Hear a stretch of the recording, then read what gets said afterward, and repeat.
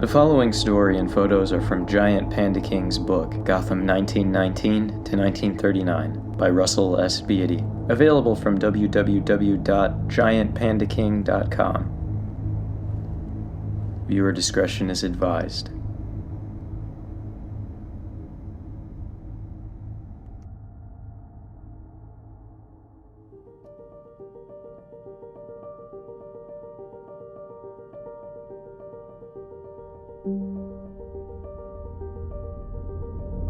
The Batman, a figure of controversy and a hero to some.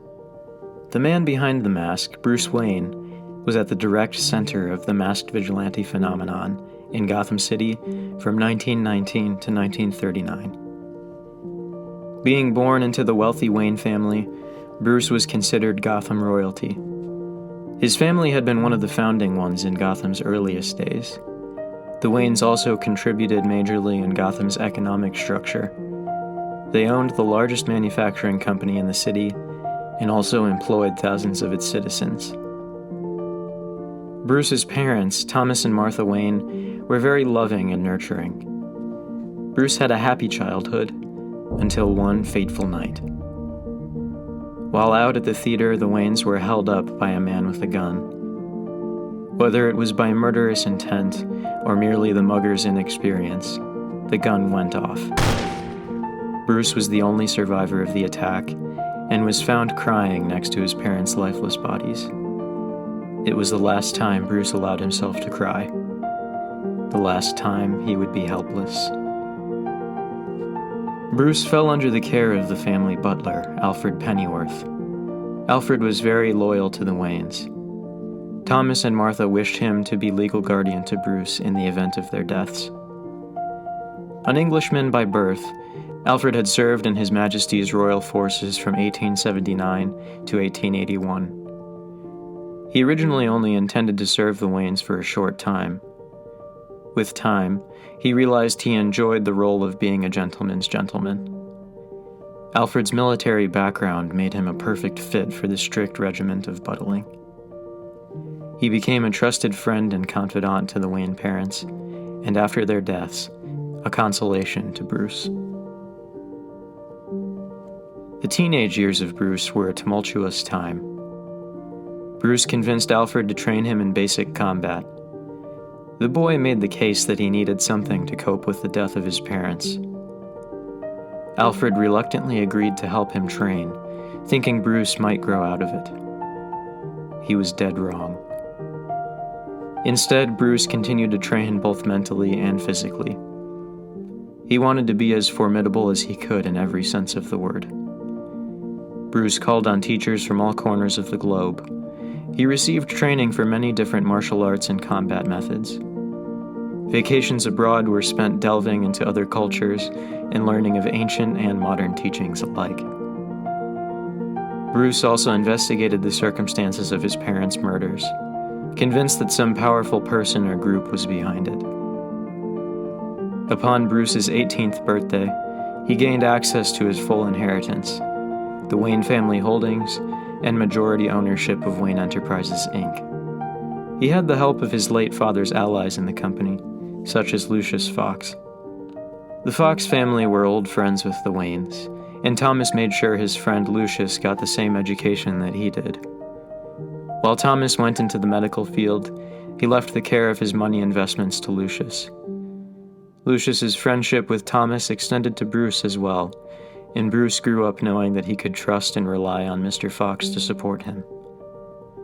Upon reaching adulthood, Bruce was the face of Wayne Enterprises, but Lucius was the backbone.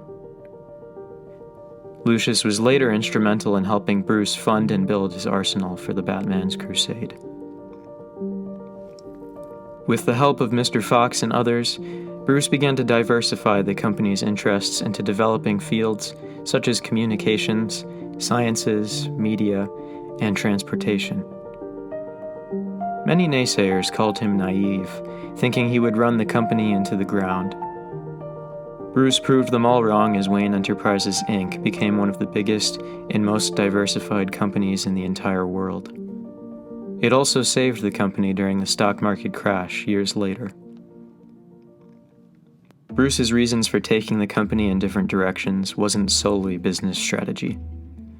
Even then, he was laying the foundation, the infrastructure for his plans.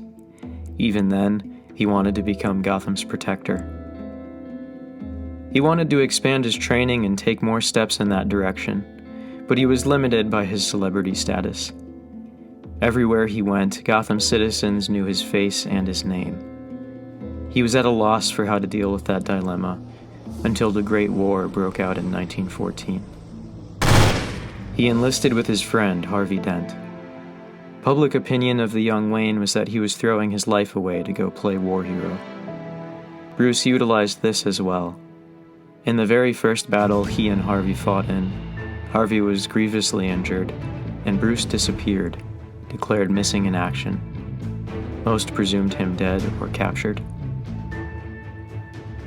Without his butler, his money, or his fame, Bruce finally felt free for the first time. He spent the next 2 years finishing his training and hiding. He would barter, work, or stow away across the globe, training with various groups and masters. During his early training in his teen years, his teachers had told him rumors of an especially mysterious group. Some were terrified of them, others considered them saviors. They were called the League of Assassins. The group was spoken of in ghost stories, but Bruce was convinced there was truth to the tales of the League of Assassins and their mysterious leader.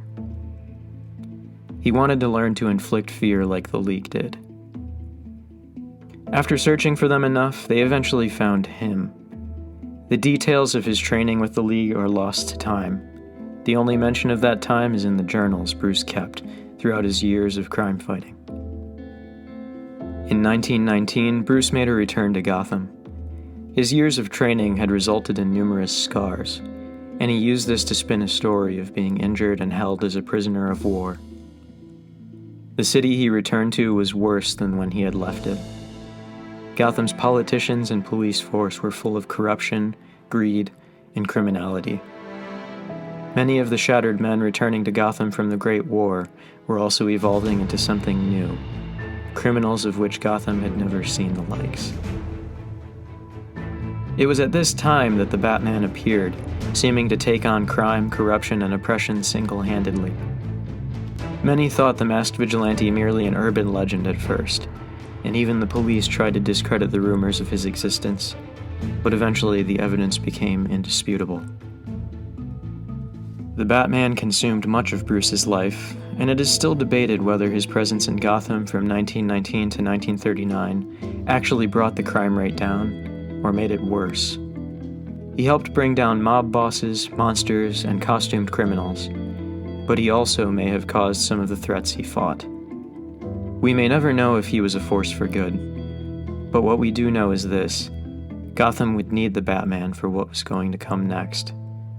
The threat looming on the horizon was one deeply rooted in Gotham's infrastructure, its economy, its every facet.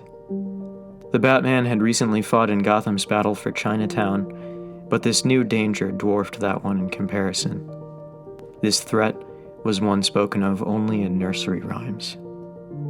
Beware the court of owls that watches all the time, ruling from their shadowed perch behind granite and lime. They watch you at your hearth, they watch you in your bed. Speak not a word of them, or the talon will strike you dead.